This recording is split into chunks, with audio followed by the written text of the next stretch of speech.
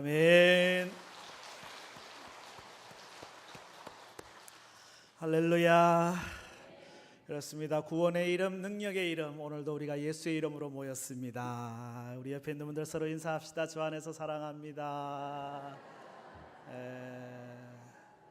한 번 더 인사합시다. 하나님께서 당신과 함께 하십니다. 오늘 말씀은 하나님과 동행하는 사람에 대한 말씀입니다. 동행이라고 하는 것이 뭡니까? 오늘 본문에 있는 용어를 사용하면은 거한다라는 표현인데, 거한다, 머문다, 함께한다, 동행한다, 그런 의미잖아요, 그죠? 오늘 읽은 말씀에 이 거한다는 말이 몇 번이나 나올까요? 한번 13절 보실래요? 거기 보면은 우리가 그 안에 거하고 그가 우리 안에 거하시는 줄을, 그렇게 돼 있죠? 거하는 거에다 동그라미를 쳐보는 거예요. 15절은 하나님이 그의 안에 거하시고 그도 하나님 안에 거하느니라, 그렇죠? 16절 말씀에 사랑 안에 거하는 자는 하나님 안에 거하고 하나님도 그의 안에 거하시느니라. 몇 번 나왔어요? 7번. 잘 세셨네요. 거한다는 말씀이 이 짧은 4절 속에 7번 나옵니다. 거한다, 함께한다, 동행한다 라는 말씀이거든요. 우리가 하나님 안에 거하고 하나님이 우리 안에 거하고 우리가 하나님하고 동행하는 삶, 그게 참 아름다운 거죠. 영국의 한 광고 회사가 큰 상을 내걸고 퀴즈를 냈습니다. 전 국민을 대상으로 스코틀랜드 에딘버러에서 런던까지 가장 빨리 갈 수 있는 방법을 묻는 퀴즈예요. 광고 회사가 낸 퀴즈입니다. 그랬더니 많은 사람들이 이제 응모를 해요.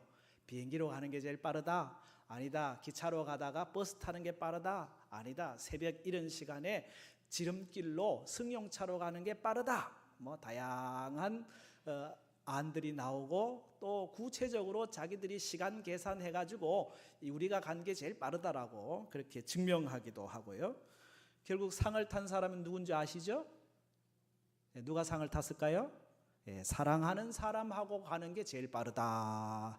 요게 상 탔어요. 광고 회사의 광고니까. 사랑하는 사람과 함께 가면 아무리 멀어도 멀지가 않아요.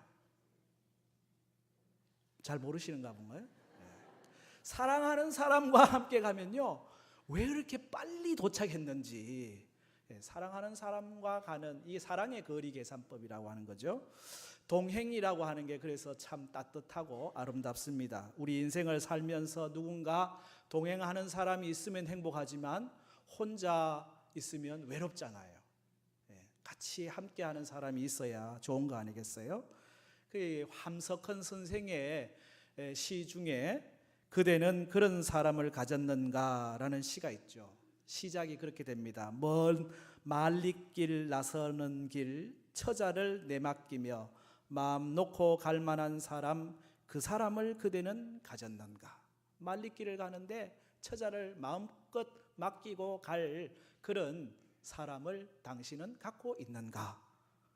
여러분 누구 생각나는 사람이 있었습니까? 있으면 참 귀한 사람이에요. 맡길 사람이 없네. 용혜원 목사님의 시에도 아름다운 사람이라는 시가 있는데, 우리는 인생을 함께 할 친구가 있는가, 어디든 동행할 친구가 있는가, 그런 말로 아름다운 사람이란 함께 동행해 줄 수 있는 사람이라고 표현하고 있어요. 감사하게도 우리에게는 우리와 늘 동행하시는 하나님이 계십니다. 우리와 늘 함께하는 경천교회가 있습니다. 옆에 있는 분들이 여러분과 늘 신앙의 동행자들입니다. 옆에 있는 분 손 한번 잡아주시고, 당신은 나의 동행자입니다. 구원은 예수 그리스도를 믿는 믿음으로 우리에게 주시는 은혜이지만은요, 성도의 복된 삶은, 은혜의 삶은 주님과 동행함으로 누리는 것이거든요. 주님과 늘 교제하고 주님이 내 안에 내가 주님 안에 주님과 함께 하면서 거기에서 우리가 경험하는 신앙의 축복들이 있어요. 거기에 삶은 든든해지게, 외롭지 않고 평안이 있고, 또 하나님 주시는 위로가 있고, 하나님 주시는 승리가 있고, 시편 23편에 다윗이 그걸 고백하잖아요. 여호와가 나의 목자시니 주님을 목자 삼고 내가 살아가니까 내게 부족함이 없도다. 내 영혼을 소생시키시고 푸른 초장 쉴만한 물가로 인도하시는 도다. 사망의 음침한 골짜기가 있다 할지라도 두려워하지 않을 것은 주의 지팡이와 막대기가 나와 함께 하심이라. 주님이 함께 하시니까 두렵지도 않아요. 평안이 있어요. 늘 주님이 은혜를 노래하게 되는 거 아니겠어요? 여러분은 지금 주님과 동행하고 계십니까? 예배의 자리에 나왔습니다. 말씀을 듣고 있습니다. 늘 기도하고 있으니까 주님과 동행하고 있다라고 생각할 수 있습니다. 잘 하시는 겁니다. 주님과 동행하는 겁니다. 그런데 가끔 착각할 때가 있거든요. 예수님 부모님도 착각한 적이 있거든요. 예수님 12살 때 예루살렘 올라갔어요. 제사 예배 드리고 행사 끝나고 다시 집으로 돌아가는 길입니다. 당연히 예수님이 함께 있다고 생각했어요. 동행하고 있는 중에 있는 줄 알았어요. 그런데 웬걸 예수님이 안 보여. 그래가지고 사흘길을 되돌아서 예루살렘에 가보니까 서기관들과 대화하고 있는 예수님을 만나거든요. 당연하게 생각했던 게 당연한 게 아니었다는 거죠. 그럼 우리가 당연히 목사니까 하나님하고 동행하겠지, 장로고 집사고 권사니까 직분 있으니까 하나님과 동행하겠지, 늘 교회 봉사 열심히 하고 있으니까 하나님과 동행하겠지, 헌금 많이 드리니까 하나님과 하고 동행하겠지, 착각할 수 있습니다. 진짜 동행한다는 건 뭐겠어요? 일반적으로 동행을 하려면요, 목표나 목적지가 같아야 돼요. 한 사람은 강릉 가려고 그러고 한 사람은 대전 가려고 그래. 이 사람 동행할 수 있습니까? 아니에요. 목표와 목적지가 다른데 어떻게 동행이 됩니까? 하나님이 가려고 하는 목적지, 하나님이 가려고 하는 목표하고 우리가 같아야 하나님과 동행이 이루어지는 거예요. 그죠? 목표가 같아도요, 방법이 다르면 동행이 안 돼요. 똑같이 부산 가기로 했어요. 근데 이 사람은 비행기 타고 간대. 이 사람은 기차 타고 가겠대. 나는 버스가 좋아. 그래도 승용차지. 나는 자전거 타고 가보려는데. 같은 목적지라도 방법이 다르면 동행이 안 되는 거예요. 하나님은 우리가 결과도 중요하지만 과정과 방법도 중요시하거든요. 하나님의 방법으로, 하나님께서 원하시는 과정에 길을 가야 동행이 되는 거잖아요. 목적 같습니다. 방법도 같습니다. 또 하나 중요한 거는 보조를 잘 맞춰야 되죠. 국사봉 한 바퀴 돌자 하고 목적지도 같고 걷는 거 방법도 같아요. 근데 남편은 걸음이 빨라가지고 막 분주하게 가고 부인은 천천히 뒤따라가면 그게 동행입니까? 동행 아니잖아요. 남편은 조금 한 걸음 뒤로 물러서고 아내는 한 걸음 좀 앞으로 당기고, 그래 같이 이렇게 걸어야 그게 동행이죠. 보조를 맞추는 거. 하나님께서 앞서 가시면 우리도 따라 나서는 거고, 하나님이 멈춰 서 있는데 굳이 나는 가면 안 되지. 그잖아요. 하나님이 빨리 가시면 나도 빨리 가고, 하나님이 늦게 가시면 나도 늦게 가고, 하나님이 멈춰서면 나도 멈춰서고, 하나님이 가시면 나도 또 가고.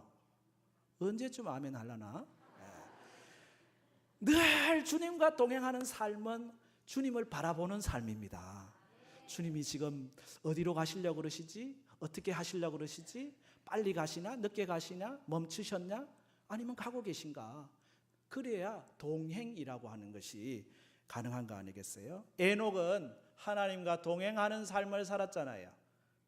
에녹이 창세기 5장 24절 말씀, 그죠? 에녹이 하나님과 동행하더니 하나님이 그를 데려가심으로 세상에 있지 아니하니라. 에녹이 뭐 대단한 믿음의 행보를 아브라함처럼 한 것도 아니에요. 모세처럼 뭐 홍해를 가르는 대역사를 이룬 것도 아니에요. 엘리야처럼 하늘에 불이 떨어지고 비가 쏟아지게 하는 일을 한 것도 아니에요. 다윗처럼 무슨 거장 골리앗을 무너뜨리는 그런 역사가 있었던 것도 아니에요. 그러나 그의 삶은 하나님과 동행했다. 다른 말로 하나님과 같이 살았다. 늘 하나님과 함께 했다. 정말 아름다운 신앙의 행보 아니겠어요? 하나님과 함께하는 동행자, 하나님과 늘 같이 살아가는 동반자. 가수 태진아가 부른 당신은 나의 동반자, 영원한 나의 동반자. 이분이 집사님이에요. 그래가지고 교회 그 간증 집회 많이 이제 초대받거든요. 그러면 이분이 꼭 이 노래를 개사를 해가지고 부르더라고요. 주님은 나의 동반자, 영원한 나의 동반자, 뭐 이러면서 주님이 나의 동반자라고 하는, 우리에게는 하나님이 우리의 동반자가 됩니다. 하나님을 나의 동반자로 사는 삶, 내가 하나님 안에 거하고 하나님이 내 안에 거하는 삶, 그 구체적인 표징이 오늘 본문에 세 가지로 설명이 되고 있어요. 13절에서는 뭘 얘기하고 있냐면요, 성령으로 사는 삶에 대해 얘기합니다. 하나님과 동행이라고 하는 것은 성령이 내주하시는 삶이다, 그렇게 말을 할 수 있거든요. 여러분 13절 같이 읽어보실래요? 그의 성령을 우리에게 주심으로 우리가 그 안에 거하고 그가 우리 안에 거하시는 줄을 아느니라. 아멘. 성령을 우리에게 주심으로 그 성령을 통하여 우리는 하나님 안에 거하고 하나님이 우리 안에 거하는 것을 경험하게 된다. 안다는 것은 그냥 지식적으로 아는 게 아니고요, 경험하는 게, 내가 하나님 안에 거하고 하나님이 내 안에 거하는 것을 성령을 통하여 경험하게 된다고 하는 사실입니다. 성령이 아니고서는요, 하나님과의 동행을 알 길이 없는 거죠. 부활성천하시면서 예수님께서 하신 말씀이 뭡니까? 볼지어다 내가 세상 끝날까지 항상 너희와 함께 있으리라. 예수님이 우리를 동행하시겠다고 약속하셨어요. 예수님 우리와 어떻게 동행하시느냐? 요한복음 14장 16절 보면은 내가 아버지께 구하겠으니 그가 또 다른 보혜사를 너희에게 주사 영원토록 너희와 함께 있게 하리니. 이 또 다른 보혜사가 바로 성령님이시거든요. 성령님을 통하여 예수님께서, 하나님께서 우리와 함께 하시는 겁니다. 지금 오늘 이 시대는 성령의 시대, 성령을 통하여 우리는 하나님과의 동행을 경험하게 되는 것이거든요. 보혜사라고 하는 말이 파라클레토스, 곁에서 속삭이는 분, 다른 말로 하면 늘 함께 동행하는 분이라는 뜻입니다. 하나님의 영이, 성령이 우리 안에 있을 때 우리가 하나님과 동행합니다. 그러므로 늘 성령님은 인격적인 분이기 때문에 여러분 안에 하나님 성령님을 모셔드리기를 바랍니다. 성령님 내 안에 오십시오. 내 삶의 주인 되십시오. 나의 생각을 다스려 주십시오. 내 은행 심사를 지배하여 주십시오. 성령님과 동행하는 삶 되게 하여 주옵소서. 늘 아침마에 일어나면은 기도가 그 기도예요. 하나님, 오늘도 성령이 내 안에 역사하셔서 성령을 통하여 하나님과 동행하는 삶 살게 하옵소서. 성령과 동행할 거기에 기쁨이 있고, 거기에 안식이 있고, 거기에 평안이 있고, 거기에 두려움이 떠나가고, 성령이 계시네, 할렐루야, 함께 하시네, 좁은 길을 걸으며 밤낮 기뻐하는 것, 뭐 때문에요? 주의 영이 함께 함이라. 주의 영이, 성령이 늘 함께 할 때 우리는 좁은 길을 갈지라도 밤낮 기뻐할 수 있는 주님과 동행하는 삶이 가능한 거예요. 미국의 한 중년 부부가 있었는데 부인이 언젠가부터 시력이 나빠지기 시작합니다. 점점 시력이 나빠져서 글씨도 읽기 힘들고 생활하는 게 너무 불편해요. 그래도 직장 생활 합니다. 이제 그분을 위한 이제 직장이 주어져 가지고 이제 남편이 이 직장까지 계속 동행을 해주는 거죠. 그 어느 날 남편이 하는 말이, 이제부터는 당신 혼자 가. 내가 언제까지 내가 당신 곁에 다니겠어. 도저히 안 돼. 이제는 당신도 혼자 독립해야지. 아유, 서운하기도 하고 서럽기도 하고, 그거 어떡합니까? 하기야 뭐 남편도 남편 일이 있으니까 어쩔 수 없지 생각하고는, 그리고는 막 다니니, 혼자 다니니 얼마나 불편해요. 앞이 안 보이는데 여기 부딪히고 저기 부딪히고 버스 타서 직장까지 그렇게 다니기를 한 2년쯤 하고 나니까 이제 익숙해져요. 익숙해가지고 버스도 타고 하는데, 어느 날 버스 기사가 이 아주머니한테 하는 말이, 아주머니는 참 행복하시겠습니다. 아주머니 하는 말이, 아이 행복하긴 뭘 행복해요. 앞도 안 보이는데. 아이고 아주머니 늘 남편이 저렇게 동행해 주니까 얼마나 감사합니까? 예? 남편이 동행한다고요? 난 늘 혼자 다니는데.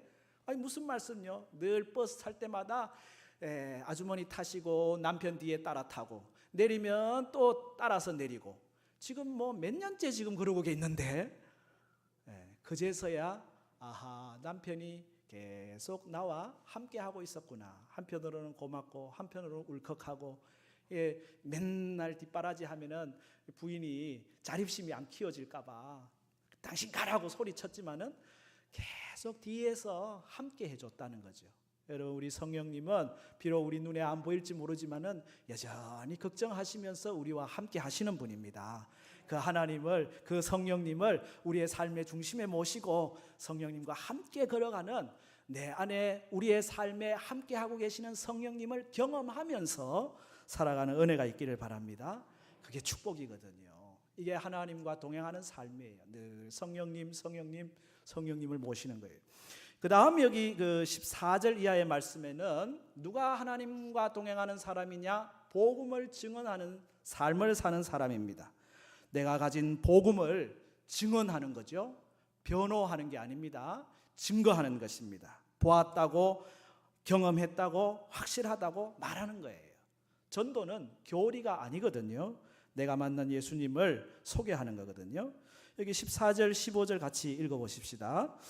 아버지가 아들을 세상의 구주로 보내신 것을 우리가 보았고 또 증언하노니 누구든지 예수를 하나님의 아들이라 시인하면 그 안에 거하시고 그도 하나님 안에 거하시느니라. 아멘.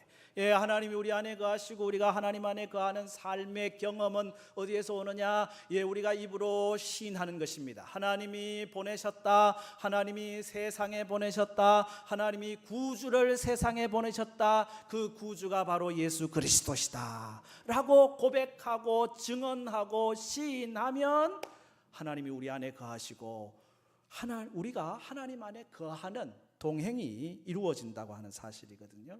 여러분 복음을 받은 사람들은요 이걸 증거하지 않을 수가 없는 거예요. 최근에 저는 그 옥승득 교수가 쓴 다시 쓰는 초대 한국 교회사라고 하는 책을 읽었어요. 이 책을 읽다 보니까 우리 초대 한국 교회사에 대해서 잘못 알고 있었던 게 많구나. 이분은 지금 UCLA 대학교에서 한국 역사학을 공부하신 분이라 모든 자료들을 선교사들 자료를 다 섭렵해 가지고 이렇게 한국 교회사에 대한 말씀을 주시더라고요. 그러면서 참 우리 초대 선교사님들이 얼마나 멋지게 사역했는지 또 한번 감사의 마음이 저절로 드는 그런 책이었습니다. 특별히 1907년에 평양과 선천에서 이 대부흥이 일어났거든요. 이 영적 대부흥이 일어난 이야기를 하면서 부흥의 은혜를 받은 사람들이 어떻게 헌신했는지도 나와요. 가난한 시절이잖아요. 뭐 헌금 제대로 할 수 있나요? 그래서 그들이 했던 게 뭐냐면요, 날연보라는 겁니다. 날연보. 연보는 뭔지 아시죠? 헌금의 다른 말이 연보잖아요, 그죠? 근데 날을 연보하는 거예요. 하루 품삯, 하루를 아예 내가 교회 하나님의 일을 위해서 드리는 거예요. 그래서 아침부터 저녁까지 그날은 아예 선교사님 따라다니면서 선교하고 전도 동역자들과 데리고면서 쪽복음 가지고 복음 전하고 날연보, 그 날연보를 작정한 사람들이 얼마나 많은지 날연보를 통하여 복음 전도하는 삶을 살게 된 거죠. 하나님이 주신 은혜를 드리려고 하는 마음 아니겠어요?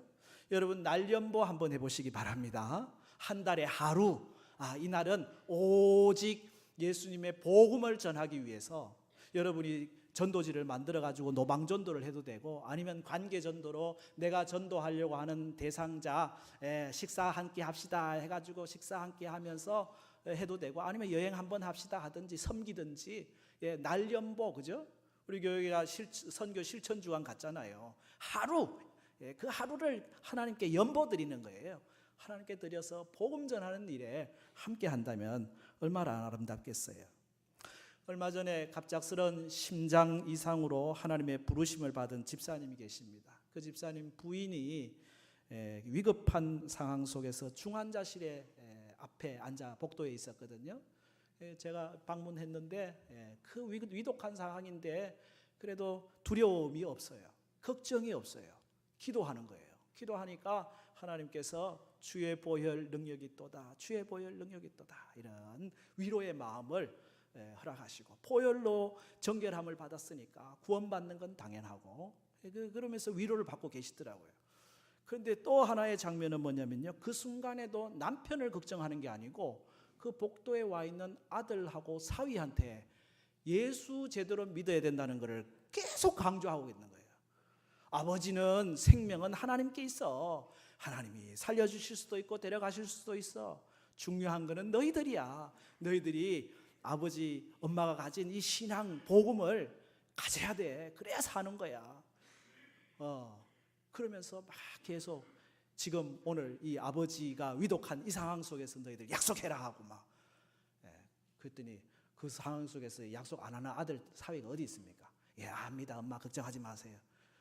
돌아가시고 난 다음에 아들 사위 그래도 믿음 생활 잘 하고 있어요. 교회 늘 출석해가지고 아버지의 그 뒷자리를 잇고 있는데 그 마음이 얼마나 중요한지. 여러분, 선교하지 않는 교회는 하나님과 동행하는 교회라고 말할 수가 없습니다. 복음의 증인과 무관한 성도가 하나님과 동행한다 말할 수가 있나요? 왜? 하나님의 관심은 오직 영혼 구원이거든요. 영혼들이 하나님을 알고 만나고 구원받는데 하나님의 관심이 온통 집중되어 있는데, 교회가 그런 영혼 구원 선교에는 관심 없고 엉뚱한 거 하고 있다 그러면 그건 하나님과 동행하는 교회가 아니죠. 성도가 다른 일에 집중하고 있다면 하나님과 동행하는 교회일까요? 그래서 오늘 말씀은 예수 그리스도를 세상의 구주로 보내신 것을 우리가 보았고 또 증언하노니, 예수를 하나님의 아들이라고 시인하면 하나님이 우리 안에 거하시고 우리는 하나님 안에 거하는 동행이 이루어진다. 우리 교회가 하나님과 동행하는 선교적 교회가 되기를 바랍니다. 여러분이 늘 어떤 방식으로든지 복음의 증인되는 삶을 통하여 하나님과 동행하는 은혜가 있기를 바랍니다. 그래서 하나님과 동행을 제일 많이 체험할 수 있는 방법은 전도 현장이에요. 선교 현장이에요. 선교사님들이요, 하나님의 동행하심을 제일 체험을 많이 해요. 왜? 하나님이 거기에서 일하시니까. 하나님이 일하는 현장 중심에 있으니까 하나님을 경험하게 되는 거죠. 하나님을 경험하고 싶습니까? 하나님을 동행을 체험하고 싶습니까? 복음 전도의 자리에 가보세요. 그러면 그거 반드시 체험하게 되었어요.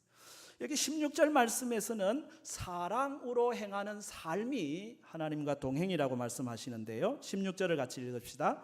하나님이 우리를 사랑하시는 사랑을 우리가 알고 믿었노니 하나님은 사랑이시라. 사랑 안에 거하는 자는, 아멘, 사랑 안에 거하는 자는 하나님이 우리 안에 거하고 우리도 하나님 안에 거하게 된다. 왜? 하나님은 사랑이시니까. 하나님은 사랑이시니까. 우리가 알고 믿은 믿음의 내용이 뭐예요? 하나님이 우리를 사랑하셨다라고 하는 것이거든요. 그러므로 그 사랑 안에 행할 때 하나님은 우리 가운데 계시는 겁니다. 지난주일 설교처럼 하나님을 본 사람이 없어요. 그러나 우리가 하나님을 서로 사랑하면 하나님이 우리 안에 거하시는, 하나님의 살아계심을 증명하는 방법은 사랑에 있다고 하는 것이죠. 미움과 분노가 있는 곳에 하나님이 설 자리는 없습니다.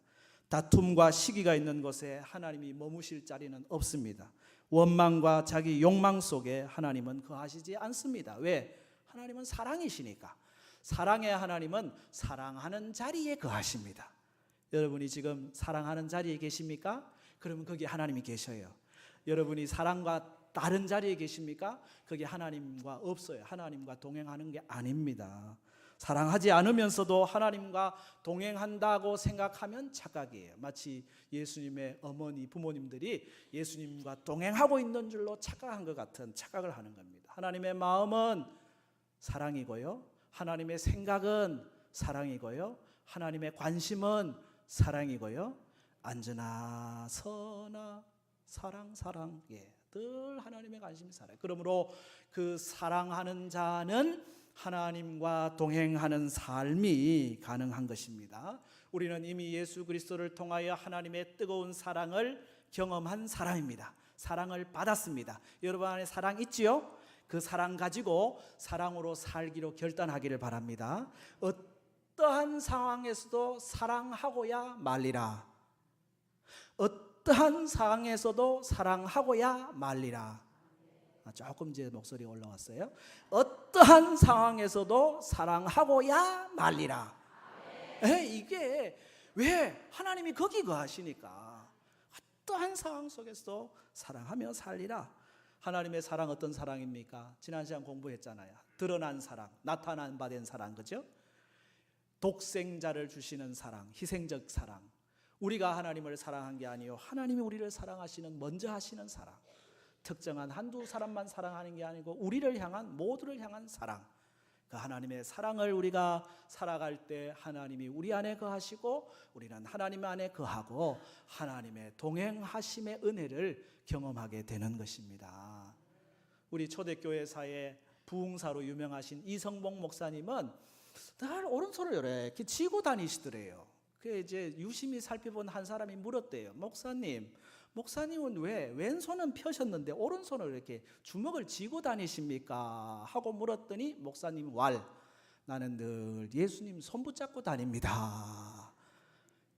손 이렇게 한 손은 펴 있지만 한 손은 나 예수님 손 잡고, 오늘 이쪽으로도 예수님 손 잡고 이쪽으로도 예수님 손 잡고 예수님과 동행하는 삶, 얼마나 멋있습니까? 영원한 동반자 되시는 주님이 어디에다가 목표를 두고 계시고 어떤 방법으로 가시려고 그러시고 어떤 보조로 가려고 하는지 늘 주님께 여러분의 시선을 고정하실 수 있기를 바랍니다. 그리고 성령을 초대하십시오. 성령이 내주하시는 삶이 하나님과 동행하는 삶입니다. 늘 내게 주신 이 복음을 증거하는 삶, 그것이 주님의 마음이거든요. 그때 하나님이 우리와 함께 하신대요. 하나님이 동행하는 교회, 성도는 복음전도, 선교에 온 마음을 드리는 거예요. 그리고 서로 사랑하는 겁니다. 사랑 가운데 하나님이 함께 하시기 때문에 그렇습니다. 런던까지 가는 가장 빠른 길은 사랑하는 사람과 동행하는 것이거든요. 우리 인생길이 외롭지 않고 행복할 수 있는 길은 주님과 동행하는 삶입니다.